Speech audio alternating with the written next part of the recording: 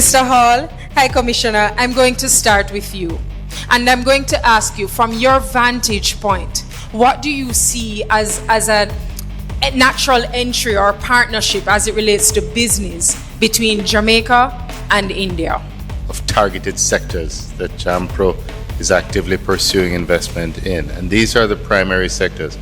But I would go a step further to say that based on the attributes and the key success factors that are presented by Jamaica, that we are uniquely poised as that gateway for Indian innovation. And what you see here is a very enabling business environment. You see a very well capacitized organization in JAMPRO that is able to actually walk you through the entire process. Now, we're focusing primarily on how we can leverage Indian innovation and technology, and that spans multiple sectors. We're also looking at that strategic geographic location that lends itself perfectly for Jamaica to be your center of operations. So we're looking at companies that are interested, and what I should hasten to add that what we found is that in India and its environs, you're very India-centric, and there's not much outlook towards our part of the world other than North America. So one of my greatest tasks is generating awareness about Jamaica's value proposition. Having said that, there is tremendous scope for companies looking to this hemisphere to headquarter operations into Jamaica, to use Jamaica as that hub, to engage the wider Caribbean, to engage North and South America. There's a slide that JAMPRO shows which gives you an indication that you are within a 4-hour radius of close to a quarter, half of the population of the Western Hemisphere. And this, of course, is a very important fact and something which can be built on tremendously.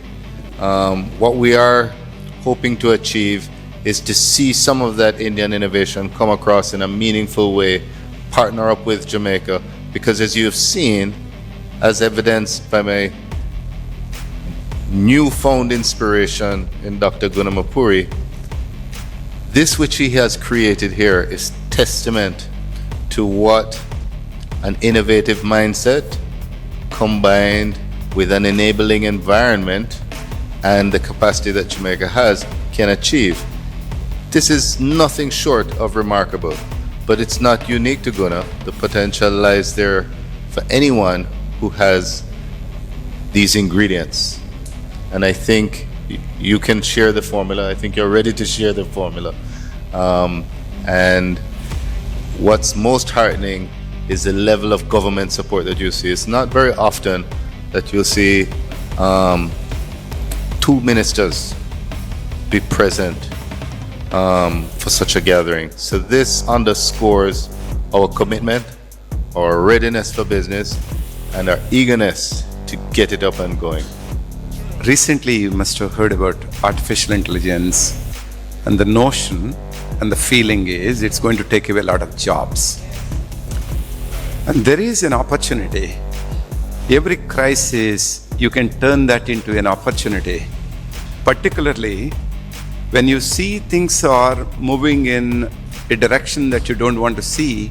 You can actually see how the talent can be upgraded and how certain roles can be redefined and how some of the people can be made future ready. That's one of the drivers, including ISF and QEF, both of them, working together in making the workforce be future ready.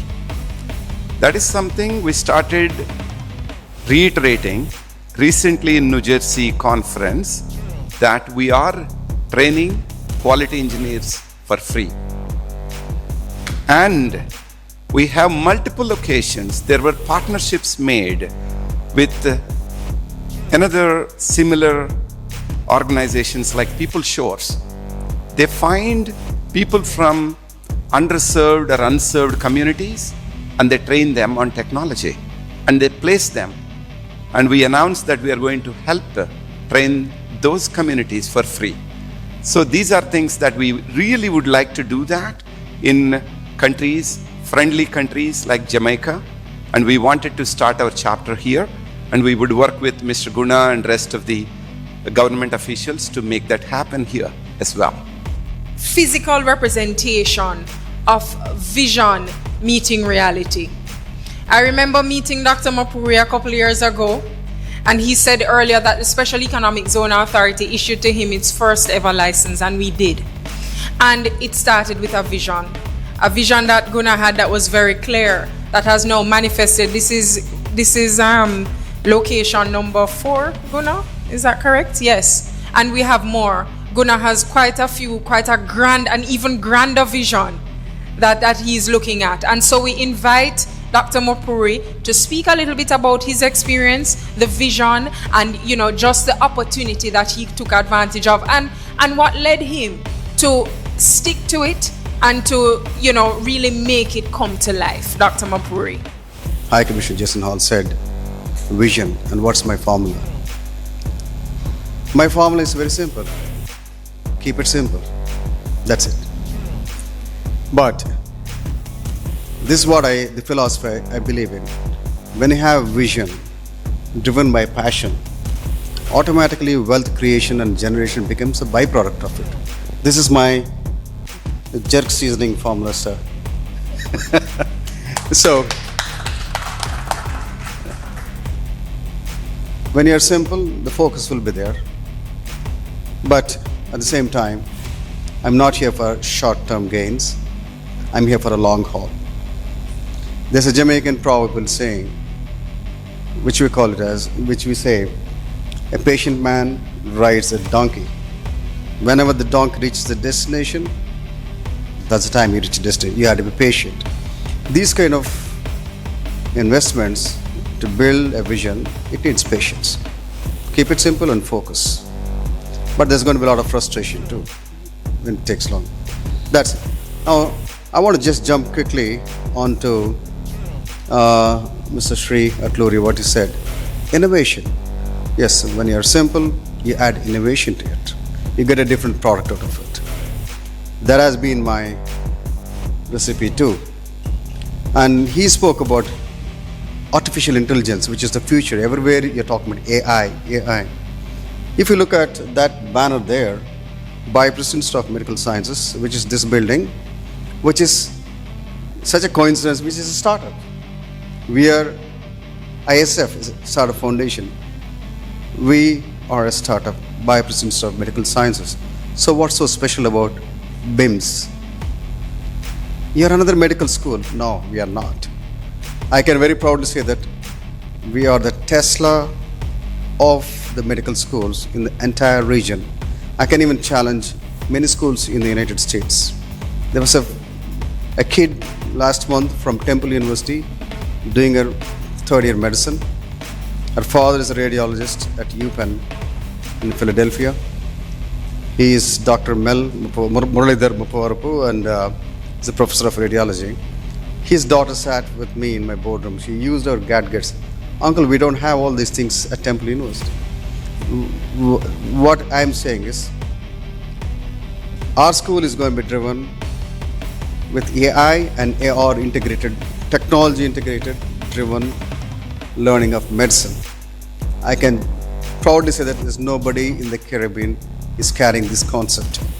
That's why I said we are Tesla of the medical schools. There's innovation in it. And I always feel proud that I am the trendsetter in this sector. Because you said artificial intelligence, I can very proudly say that I saw a young doctor, Dr. Meghna. Where is she? I saw her, I got a glimpse of her.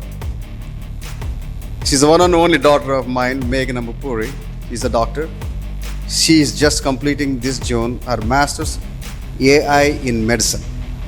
Very first cohort of students, I believe, in the world at University of Alabama, Birmingham, and the first doctor from Jamaica to be graduating with a master's degree in AI in medicine, biomedical innovation. So we already have taken the bait from you, sir, in advance. So I'm talking about my own kid. What am I saying to you is, my kid is my own guinea pig in the experiment I am doing. And she has excelled very well. She did that. Now she got into residency program matching also. She's moving to New York for residency this month. If I can do that to my own kid who was brought up in Jamaica, in Montego Bay, I'm telling again to all the investors coming to Jamaica, if I could live here for 32 years in this city of Montego Bay, well, I lived 5.5 years in Kingston, but this is home, Montego Bay. If I could live comfortably without any adverse event, that means we are good. Jamaica is excellent. I raised 2 beautiful kids. One is my daughter, I have another son. One little son is younger than her. He went to public schools here.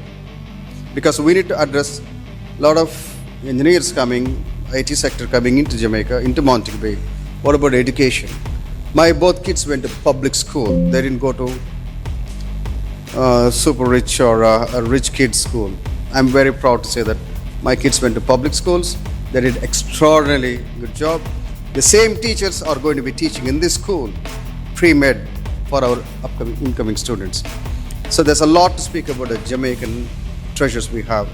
This is why I say that I have now my son, he became number 1 in science in this country, 4th in the Caribbean, from the public school. He finished first year medicine here at the University of West Indies. Great schools are here. Coming to what is that I am going to do for these kids here? If I can do to my own children here, I can do to every kid in this country, every kid in the Caribbean, every kid across the continent. That's where my new journey has started, building bridges with knowledge, through knowledge empowerment. And this knowledge empowerment integrated with technology, we're going to produce super humans, super intellectuals. And for this particular reason, now a data was released just yesterday. NEET exam results were announced in India. Results have come out, and there are many kids going abroad from India to China, Philippines, Russia, Uzbekistan, Kazakhstan, you name it, East European countries, just because which is 5 million rupees, approximately $100,000, maximum $100,000, they can finish the medical course. But what's life after doing medicine? You come back to India, you cannot pass your Indian Medical Council exam. Until last year, the average passing score was 20%. This year, I got results yesterday, they released in Government of India. These foreign medical graduates who go to those East Asian countries, their passing rate has dropped to 14%. That means 86 children coming back from those countries are becoming useless. They're taking odd jobs. Please, this is the message I want to tell the Indian citizens, that don't go for shortcuts. That's where we are here. We can bring them to Jamaica. We can educate them. If you pass exams in Jamaica, you can practice in 20 countries in the Caribbean. You don't need to do any council exam again. So there are a lot of opportunities. For that purpose, we also have announced scholarships for Jamaican students. Then that it went on to Indian diaspora. Now it went on to Caribbean diaspora, Caribbean citizens. Now, because I am a recipient of the Indian National Honor, so I requested my High Commissioner to New Delhi, our Jamaican High Commissioner, His Excellency. He must also extend the scholarship program through his office. Anybody who can reach out to him in India, New Delhi, he can sign off, and we have announced a scholarship of an average of 2 million rupees, which is approximately $25,000 United States dollars, will be, you can receive it from our High Commissioner in New Delhi. Not only that, because we are a startup, we are an Internet Startup Foundation, we also declared this scholarship for India Startup Foundation also.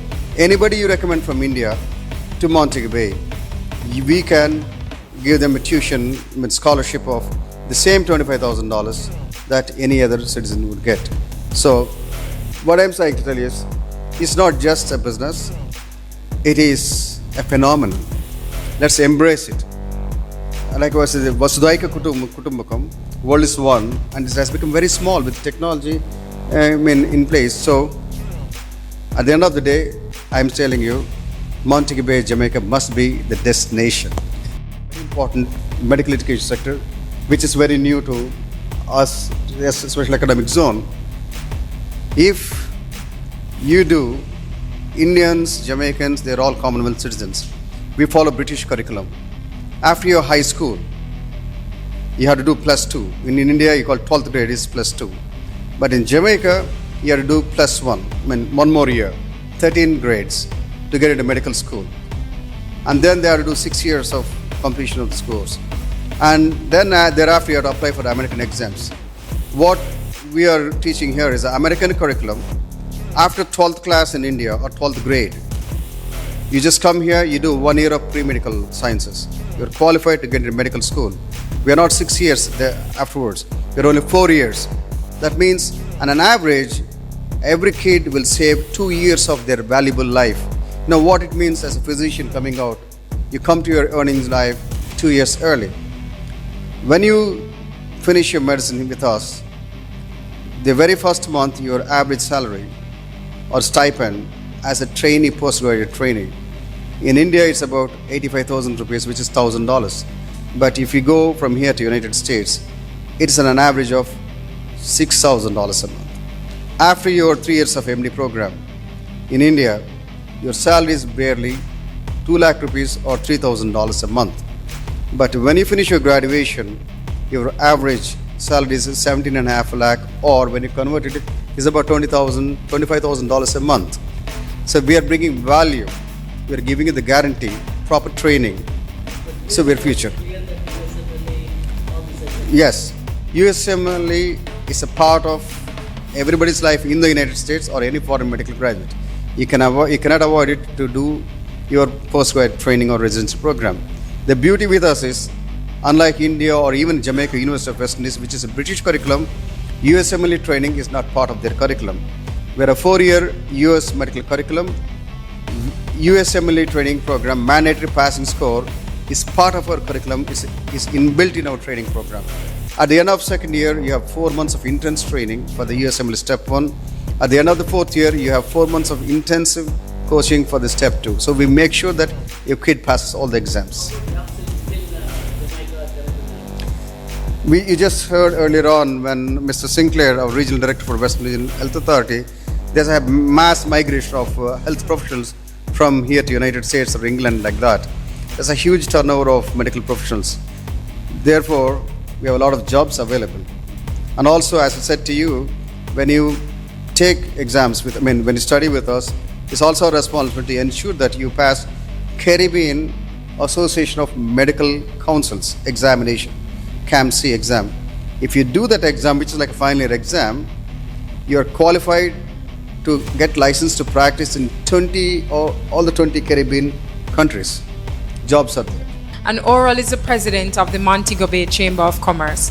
And the Chamber of Commerce, ladies and gentlemen, plays a critical role in bridging the gap between the public and private sector, but also representing the interests of the private sector. So Oral, I'm going to invite you to give us a little bit about the Montego Bay Chamber of Commerce and the role that that entity can play in this opportunity that we're discussing here today. Create collaboration to expand the opportunity to others. That, congrats. Like is also a good member and support of the Montego Bay Chamber of Commerce and Industry.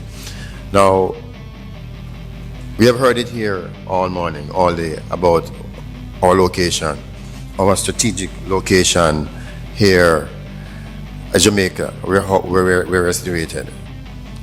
The Montego Bay Chamber of Commerce and Industry, our role simply is to represent our members, the business community. We're the business group of Montego Bay. And Jamaica is open for business. Montego Bay is open for business.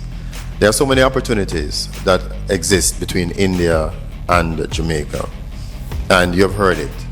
Yeah, India have a robust technology system, expertise in pharmaceuticals. In India, sports, medical tourism, you name it, it's there. Now, our business is spread right across those sectors. So our business interest is having you coming here forming those, collaborating with us, our businesses, to increase trade. Now, tech park. Creating a tech park where there are so many opportunities that can come out of having a tech park. Medical facilities, whether it be school, hospitals, whatever it is.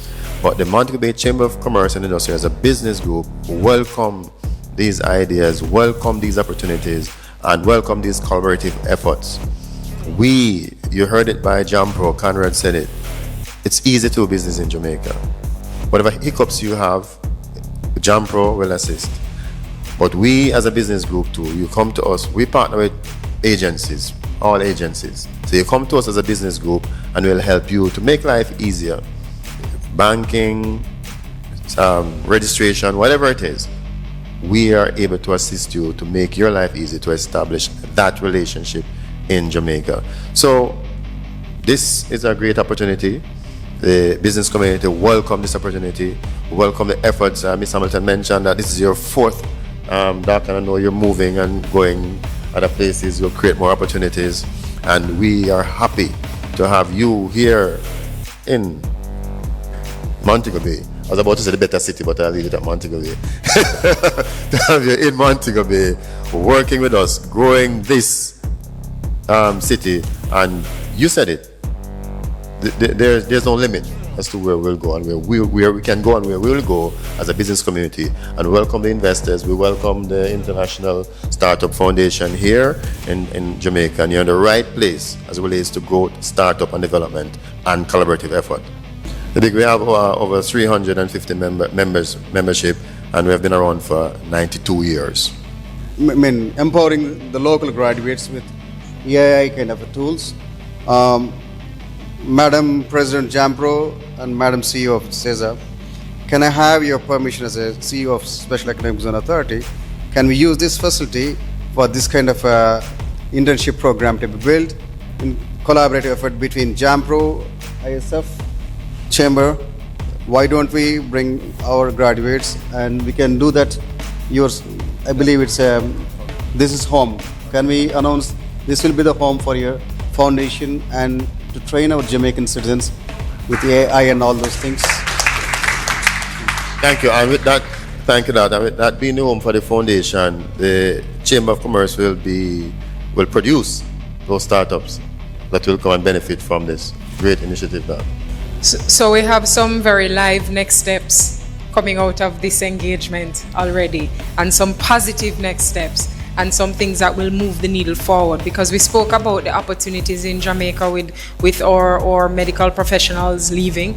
We spoke about the AI and how that will impact our workforce and the future-proofing our workforce as well, which is critical.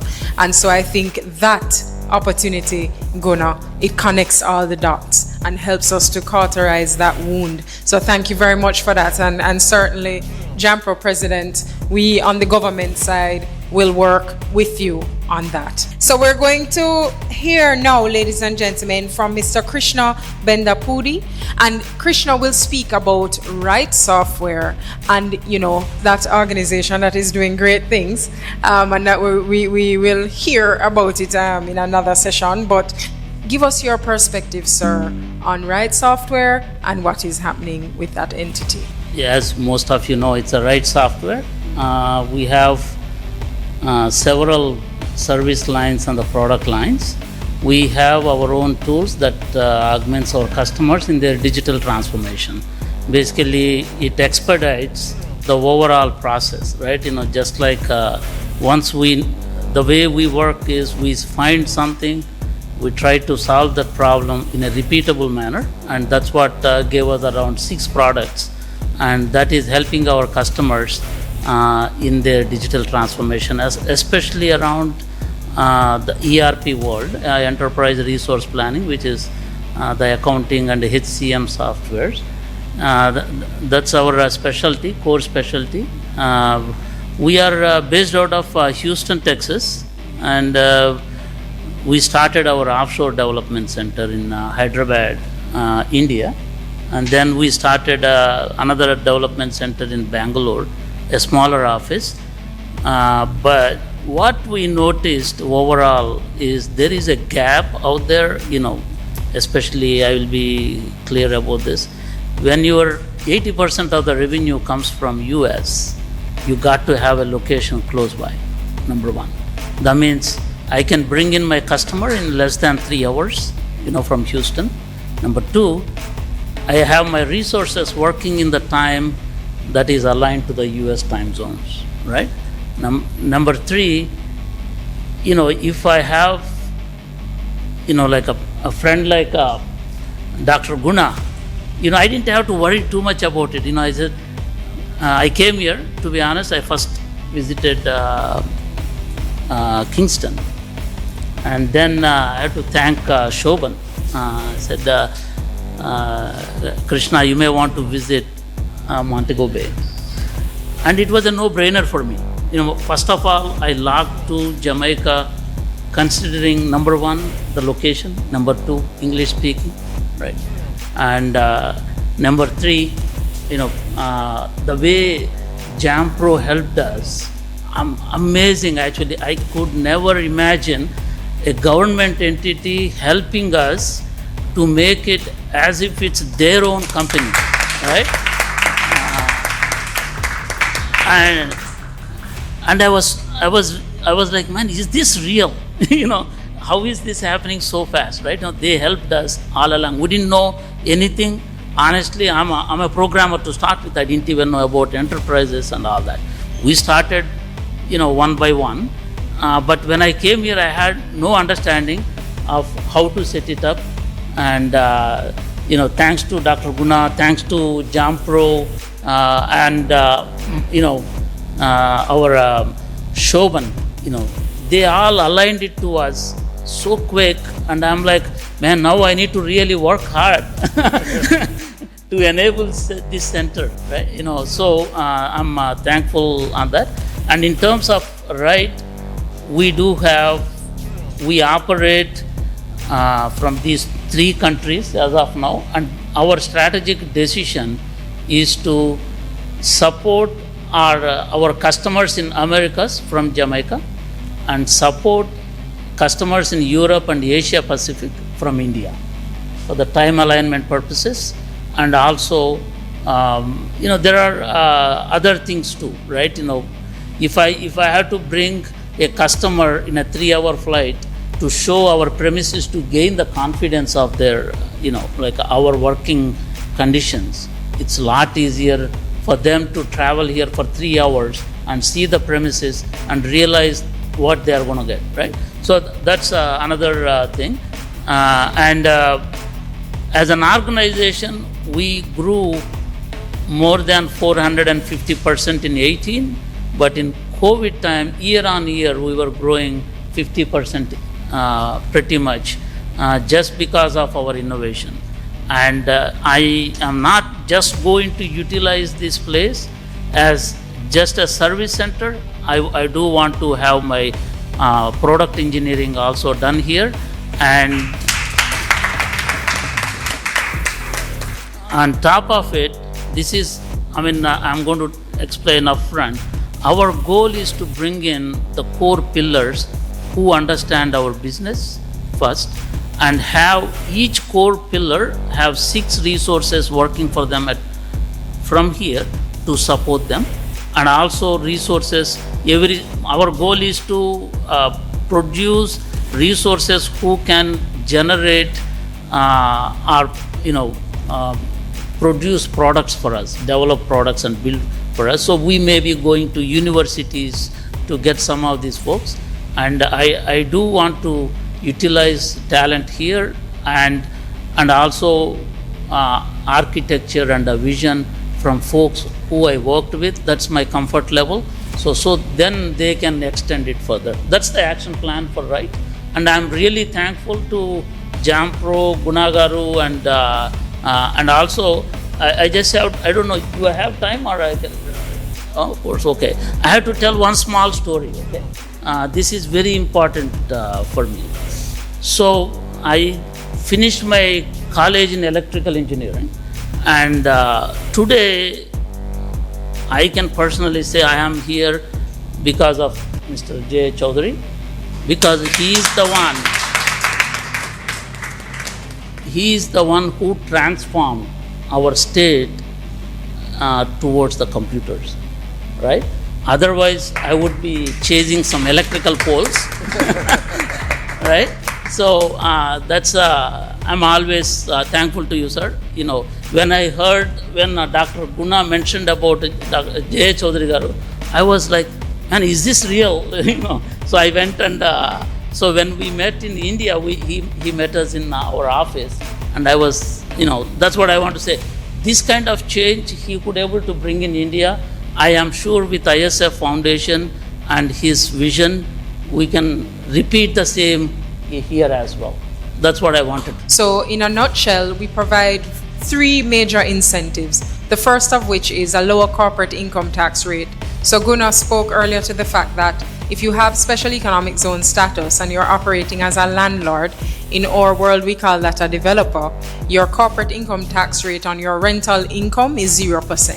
So ultimately you're not paying any corporate income tax as a landlord. Now, for companies that operate within the zone, so if Right Software were to come into the zone, then they would pay 50% of the corporate income tax rate that companies pay in the regular economy. So in the special economic zone, you're paying, and that's the headline rate. So in the regular economy, you're paying 25%. Marlene spoke earlier about productive input relief. So there are those incentives outside of SEZ. With the application of the omnibus suite of incentives, you will pay, you can go to as low as 17.75. That's in the regular economy. Within the special economic zone, your headline rate is 12.5%, and that can go to as low as 7.75%. You do not pay duties on items that you import for use in your zone, and you don't pay our local value-added tax, which is 15%. Right? So there are a number of cost savings to be had, and also the opportunity for value added for your company as well within the special economic zone regime. So, Rashmi, I'm going to wrap up.